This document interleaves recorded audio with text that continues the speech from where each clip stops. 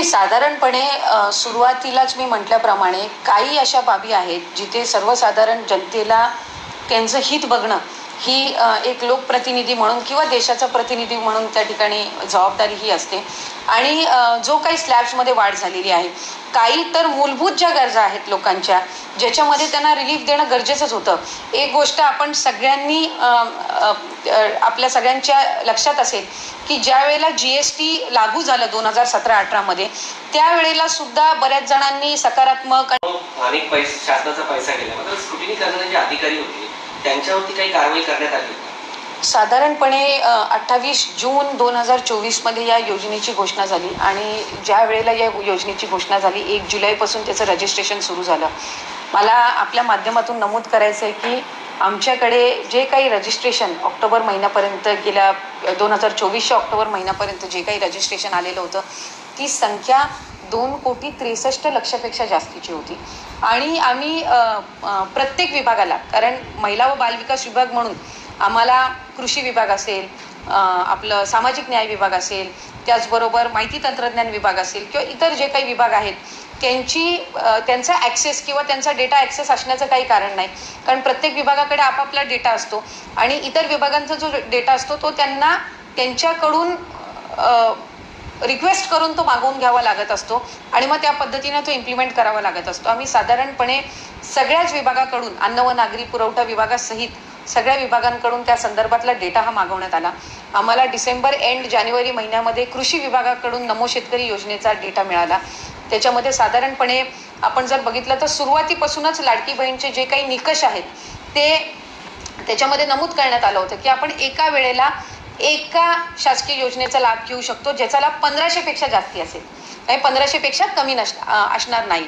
त्याच्यामुळे नमो शेतकरीचा लाभ हा साधारणपणे त्या लाभार्थ्यांना 1000 रुपयाचा लाभ जातो, तर लाडकी बहीणमधनं त्यांना 500 रुपयाचा लाभ मिळणं अभिप्रेत आहे. म्हणजे तो शासनाचा 1500चा लाभ हा त्यांच्या खात्यावर जात असतो. त्यामुळे साधारणपणे नमो शेतकरीचा आम्ही जानेवारी महिन्यापासून ते इम्प्लिमेंटेशन सुरू केलं. म्हणजे त्या लाभार्थ्यांना 1500च्या ऐवजी तिथे 500 लाडकी बहीण आणि 1000 नमो शेतकरी अशा पद्धतीनं झालं.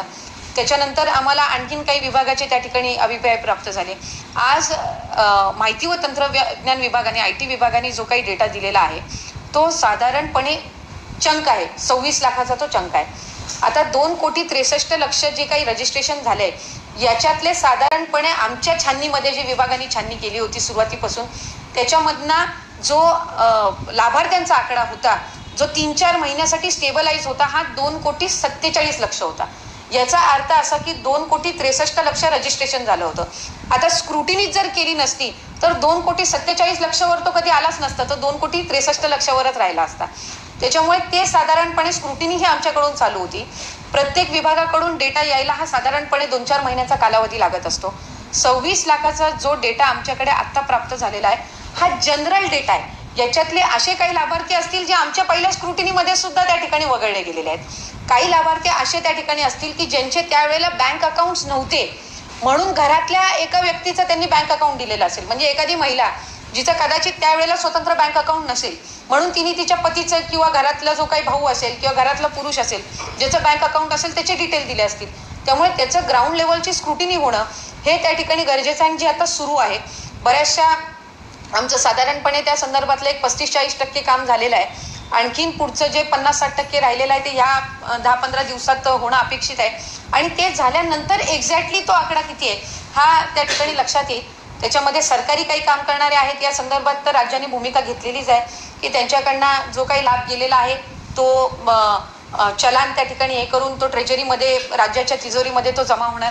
त्यामुळे अशा काही ज्या उपाय त्या संदर्भातल्या भूमिका आहेत किंवा निर्णय आहेत ते घेतलेले आहेत.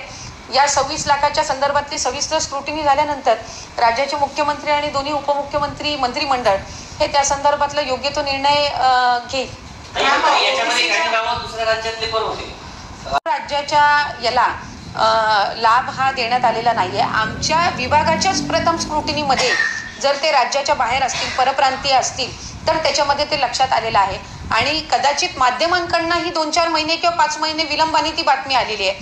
पण ज्या वेळेला प्रायमरी स्क्रुटिनी झाली त्याच वेळेला अशा ज्या बाबी आहेत त्या विभागाच्याच अधिकाऱ्यांच्या निदर्शनास आल्या आणि त्या वेळेलाच त्यांना लाभ हा दिला गेलेला नाहीये.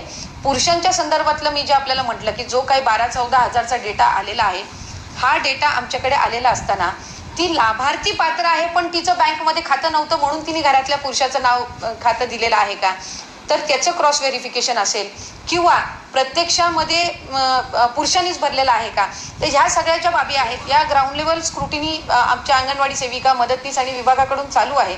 त्याचा सविस्तर डेटा ज्या वेळेला येईल त्याच वेळेला त्या ठिकाणी तो आम्हाला मांडता येईल.